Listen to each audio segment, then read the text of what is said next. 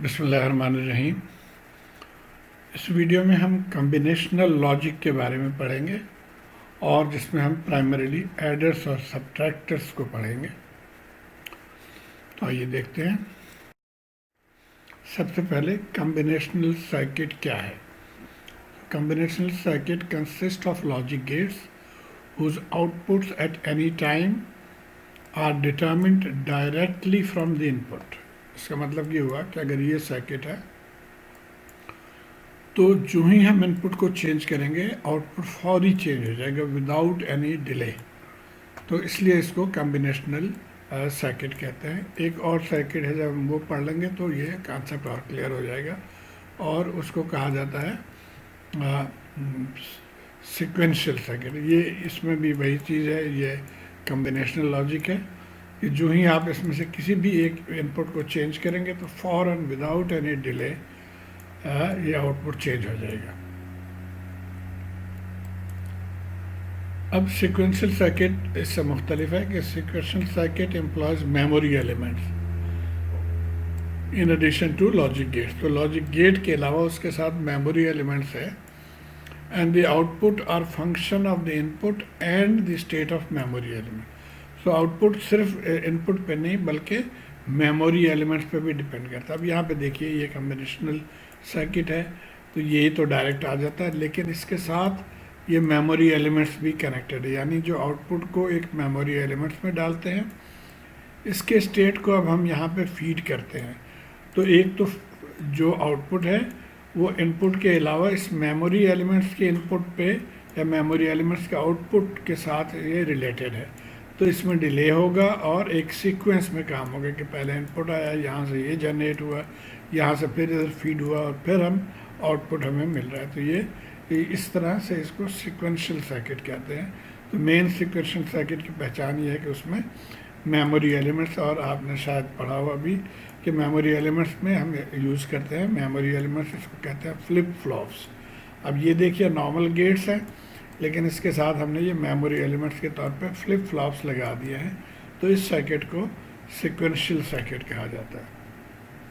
इस चैप्टर में हम सीक्वेंशियल नहीं पढ़ेंगे, हम सिर्फ कॉम्बिनेशनल सर्किट पढ़ेंगे। तो इसमें आइए सबसे पहले हम एडर्स को पढ़ते हैं।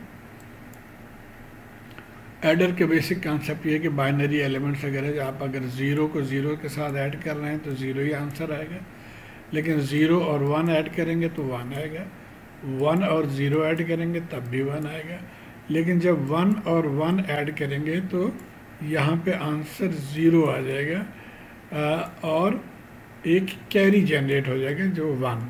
तो इसको, ये इम्पोर्टेंट है, इसको ध्यान में रखना कि वन एंड वन के बाद ज़ीरो आ जाएगा, क्योंकि बाइनरी की गिनती यहीं पे ख़त्म हो जाती है, इसलिए यहाँ पे ज़ीरो आएगा और इस तरफ कैरी आ जाएगा। जिस तरह में आपको याद हो 9 + 1 अगर करें तो हमें एक ज़ीरो आ जाता है और कैरी के तौर पे 1 आ जाता है जो 10 बन जाता है। एग्जैक्टली वही चीज़ यहाँ पे। सिमिलरली अगर 3 वेरिएबल्स को हम ऐड करेंगे तो क्या होगा, इन दोनों को ऐड करेंगे तो 1 और 0 आ जाएगा, फिर इस 0 के साथ एज इफ़ कि हम इस 1 को ऐड कर रहे हैं तो यहाँ पे 1 आ जाएगा और ये कैरी 1। तो ये बेसिक कॉन्सेप्ट है बाइनरी एडिशन। अब हाफ एडर सर्किट क्या है? Combinational circuit that performs addition of 2 bits only. तो अब जैसे यहाँ पर 2 बिट है, ये 2 बिट है, ये 2 बिट है, ये 2 बिट है, तो ये एक्शंस हम हाफ एडर से परफॉर्म कर सकते हैं। लेकिन यहाँ पे 3 बिट्स है तो इसके लिए हमें फुल एडर चाहिए। अब इसका ट्रुथ टेबल इस तरह से बनता है कि ट्रुथ टेबल में जो इनपुट साइड है उसमें पॉसिबिलिटीज़ क्या क्या हो सकती हैं वो लिखते हैं हम। 0 0 हो सकता है, 0 1 1 0 और 1 1, ये 4 पॉसिबिलिटीज़ यहाँ पे मुमकिन है। और इसके रिज़ल्ट क्या होगा कि ये सम के कॉलम हमने लिख दिया और ये कैरी कॉलम हमने लिख दिया। तो यहाँ पे हमने यहाँ देख लिया था, यहाँ पे देखिए ये 0 0 0 1 और 1 0 पे क्या आउटपुट है। अब 0 0 पे सम 0 है, 0 1 पे सम 1 है, 1 0 पे सम 1 है और 1 1 पे सम 0 है लेकिन कैरी 1 है। तो ये चीज़ अगर आप समझ गए तो अब हम इसको ईज़िली इक्वेशन के फॉर्म में हम लिख सकते हैं, the sum of product form में हम लिख सकते हैं। अब एस को लिखने के लिए जहाँ जहाँ पे ये 1 है सिर्फ हम उसको देखेंगे। तो देखिए ये 2 पॉइंट्स हैं जहाँ पे 1 है। पहले की वैल्यू क्या है, ये 0 इंटू 1 यानी एक्स डैश वाई, तो हम यहाँ लिख लेंगे एक्स डैश वाई। दूसरे की वैल्यू क्या है, 1 0 यानी एक्स वाई डैश, और इसको बीच में हम और यानी प्लस सिग्नल या और सिग्नल से हम इसको ऐड कर लेंगे। तो ये हो गया हमारा समेशन जो है ना इसके लिए इक्वेशन या एक्सप्रेशन। और कैरी की एक्सप्रेशन सिंपल है, देखिए यहाँ पे तो ये 0 है, सिर्फ इस पॉइंट पे 1 है। कहाँ पे 1 है, जब x 1 है और y 1 है, यानी जब x इंटू वाई पे ये 1 1 है तो ये कैरी की। अब इसको अगर हम चाहें कि सर्किट की मदद से इम्प्लीमेंट करें तो हम इस तरह से हमें सर्किट चाहिए, एक्स डैश वाई, ये एक्स डैश वाई के लिए एक हमें एंड गेट आ गया। एक्चुअली एक्स डैश वाई का मतलब हुआ एक्स डैश एंड वाई, तो एक्स डैश एंड वाई हमने यहाँ पे कर लिया। सिमिलरली ये एक्स एंड वाई डैश, तो ये दोनों एंड गेट्स हो गए, और इनके इनपुट को हम ये प्लस साइन से कर रहे हैं, यानी ये और गेट को जाहिर करता है। तो और गेट के थ्रू जब हम इसको लेंगे तो ये हमारा फाइनल रिजल्ट आ गया। ये सम को हमने इम्प्लीमेंट कर दिया। और इसी तरह कैरी को बड़े आसान है, सिंपल है। कैरी के लिए भी एक गेट चाहिए जिसके इनपुट x और y हो, आउटपुट x y हो गया, और ये कैरी फंक्शन को रिप्रेजेंट करेगा। एक और तरीके से भी, इसको कई तरीके हैं जिससे आप इम्प्लीमेंट कर सकते हैं। मैं सिर्फ एक और तरीका जो कि ये आमतौर पे ये यूज़ होता है, एक ही सर्किट में आप इन दोनों को कर लेते हैं। ये एक XOR गेट है, अगर आपको याद हो XOR gate, exclusive OR gate इसको कहते हैं। इसमें ये होता है कि जो भी इनपुट है उसको ऑपोजिट, यानी जैसे यहाँ पे देखिए ये दोनों सेम अगर ना हो, यहाँ पे देखिए ये 0 0 सेम है तो ये नहीं होगा, ये 1 1 सेम है इसको भी नहीं लेंगे। जहाँ पे ऑपोजिट हो और आउटपुट 1 हो तो इसको हम XOR गेट से रिप्रेजेंट कर सकते हैं। और XOR गेट के ये फॉर्मूला है, इसके आउटपुट इस तरह से है। आमतौर पे इसको इस तरह भी लिखते हैं X और ये दायरे के अंदर प्लस साइन। तो ये जो फंक्शन था ये वाला, इसको हम XOR गेट से हम यहाँ पे रिप्रेजेंट कर दिए। और ये दूसरे फंक्शन के लिए हमने एक एंड गेट ले लिया, और ये इनपुट जो है ना डायरेक्ट इधर चला गया और यहाँ से हम इधर लेकर आ गए।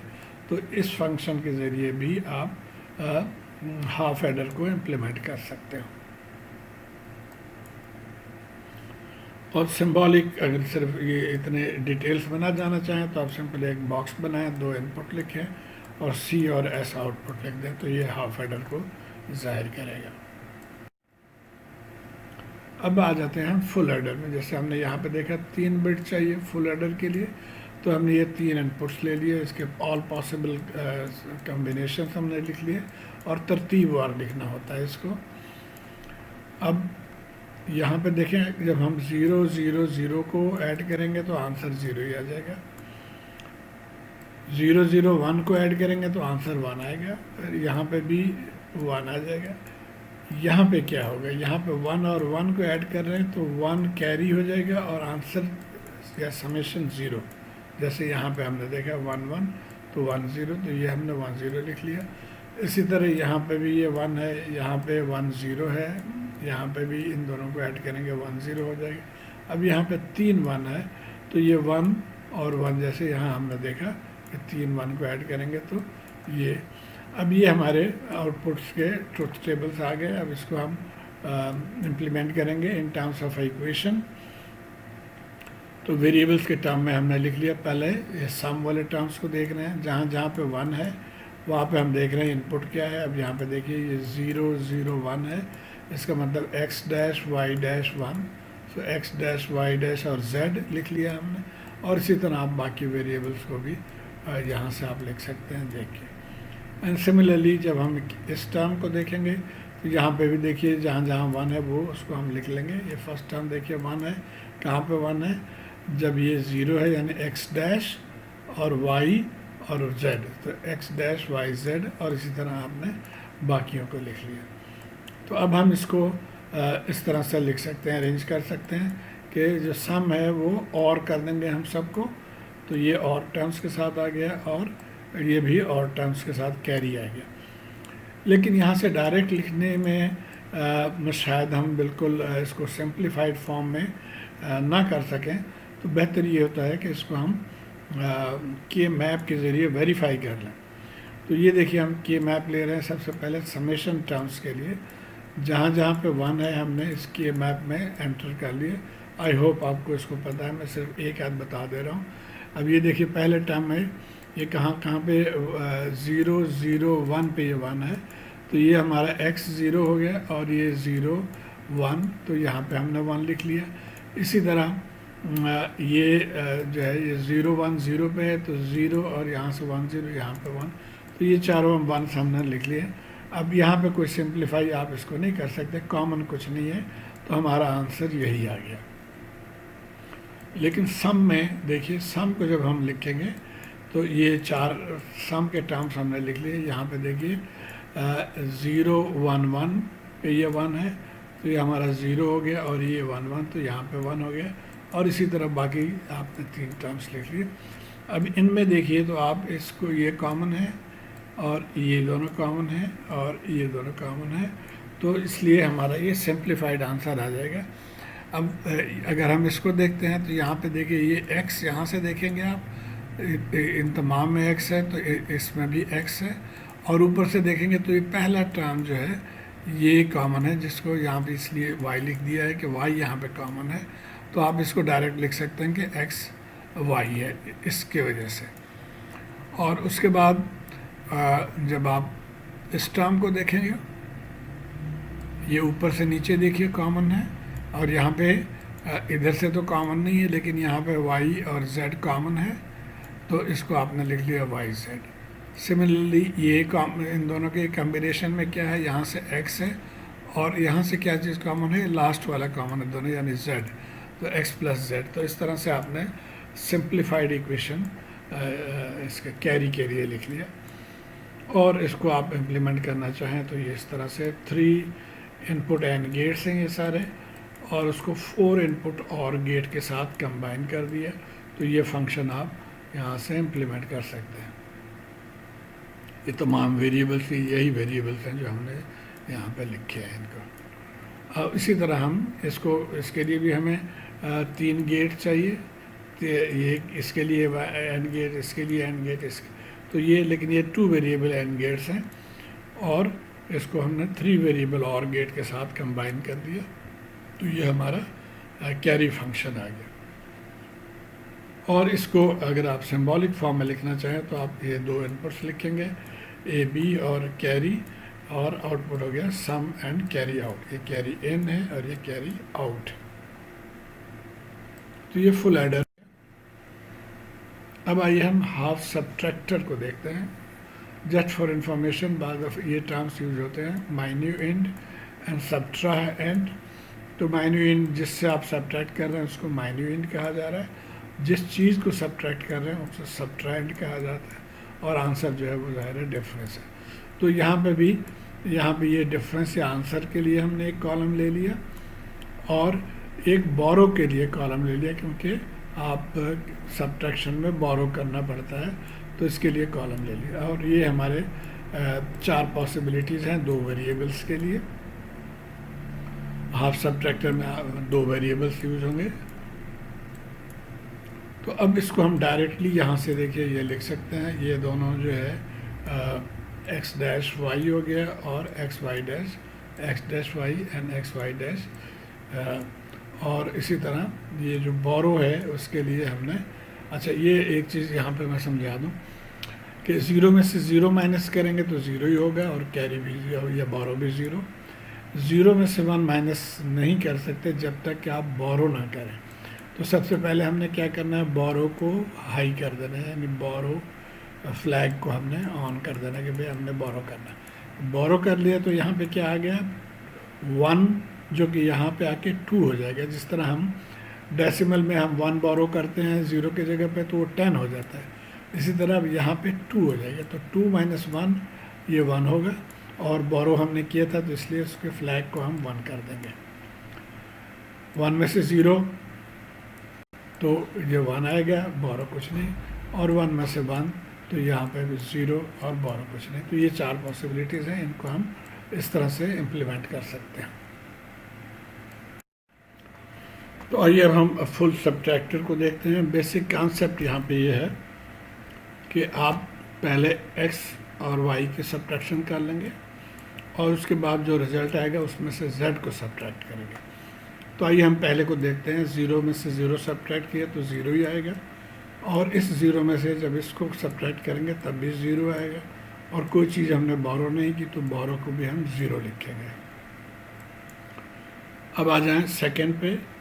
यहाँ पे भी 0 में से 0 सब्ट्रैक्ट किया तो 0 आया, लेकिन अब इस 0 में से 1 को सब्ट्रैक्ट करना है, जो हम नहीं कर सकते जब तक कि हम बोरो ना कर लें। तो इसलिए हमने बोरो फ्लैग को हमने हाई कर दिया, 1 कर दिया, और यहाँ पे अब जब हमने 1 बोरो किया तो इस जगह पे आके 2 हो जाएगा। बिल्कुल उसी तरह जिस तरह डेसिमल में हम 0 की जगह पे 1 बोरो करते हैं तो ये 10 हो जाता है। यहाँ पे 2 हो जाएगा, 2 में से 1 माइनस करेंगे तो 1 आ गया, और बोरो फ्लैग हाई है। अब आ जाते हैं तीसरे ऑप्शन पे। 0 में से 1 माइनस करेंगे, यहाँ पे भी हम नहीं कर सकते जब तक बोरो ना करें, तो हमने बोरो फ्लैग को हाई कर दिया। अब ये 2 हो गया, 2 में से 1 माइनस किया तो 1 आ गया, 1 में से 0 माइनस किया तो 1 आ गया। तो इसी तरह से आप तमाम इसके जो ऑप्शंस है वो देख सकते हैं। ये देखिए यहाँ पे ये सारे ऑप्शंस दिए गए हैं फॉर द डिफरेंस, और जहाँ जहाँ हमने बोरो किया उसको इसने हाई किया हुआ। अब इससे हम अपने इक्वेशंस को लिख सकते हैं, और बेहतर ये है कि हम के मैप से पहले सिंप्लीफाई कर लें। तो ये देखिए, इनको हमने के मैप में प्लॉट कर दिया, कोई चीज़ कॉमन नहीं है तो इसलिए हमारा ये आंसर डायरेक्ट आ गया। और बी को भी हम इसी तरह प्लॉट करेंगे। अब यहाँ पे आप देखिए कॉमन्स है,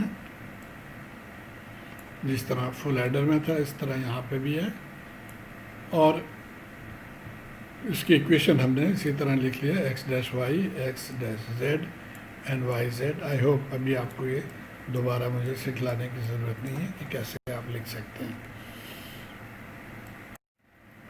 अब आइए फाइनली एक एग्जाम्पल हम कर लेते हैं। Design A combinational circuit with 3 inputs and 1 output. The output is equal to logic 1 when the binary values of the input is less than 3.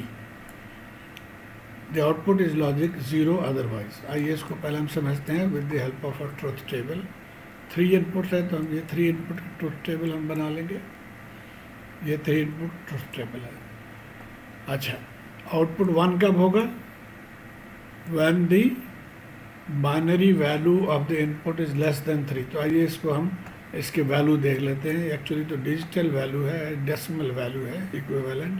तो ये देखिए 0 0 की डेसिमल वैल्यू 1 है, ये बराबर है सॉरी 0 है, यहाँ पे 0 0 1 के, ये 1 के बराबर है, 0 1 0 2 के बराबर है, फिर ये 3 4 5 6 7। अब क्या क्या रहा है कि जब ये 3 से लेस हो, यानी लेस देन 3, इसका मतलब इससे ऊपर ये 1 होना चाहिए आउटपुट, और बाकियों पे आउटपुट 0 होना चाहिए। तो आइए हम इसको प्लॉट कर लेते हैं। यानी 3 से लेस पे आउटपुट हमारा 1 हो गया और बाकी 0 है। अब इसके लिए हमने सर्किट डिज़ाइन करनी है। तो अगेन हम के मैप के हेल्प ले लेंगे। के मैप में देखिए हमने इनको प्लॉट कर लिया। ये पहला देखें 0 0 0, सो 0 0 0 पे आ गया। ये 0 0 1 पे भी 1 है, सो 0 0 1 पे 1 आ गया, और 0 1 0 पे 1 है, सो 0 1 0 पे 1 है। अब इसको हम सिंप्लीफाई कर लें। आप देखें ये कॉमन आ रहा है, और ये कॉमन आ रहा है। तो ये देखें इस तरह से, तो एक सेट ये बन गया और एक सेट ये आउटर वाले दोनों बन गए। अब इनकी इक्वेशन हम यहाँ से लिख सकते हैं। यहाँ पहले वाले में देखिए, इसमें ये x तो है ही इस पूरे रो में, सो x हो गया।